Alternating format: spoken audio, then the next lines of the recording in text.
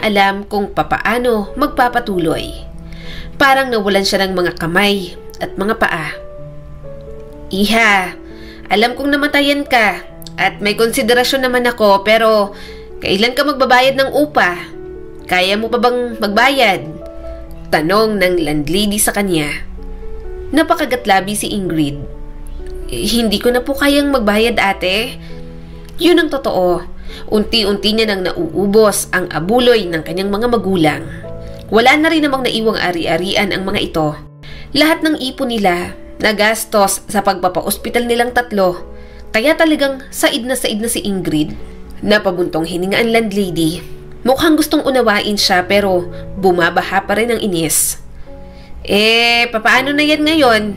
Alam kong matindi ang pinagdaraanan mo, pero mahirap naman na palaging ganito. Negosyo ko tong apartment na to at gusto ko rin naman kumita.